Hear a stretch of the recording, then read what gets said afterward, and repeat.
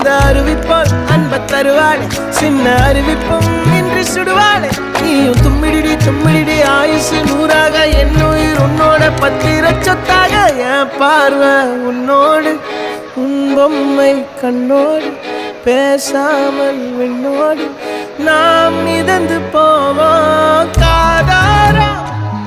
அடியா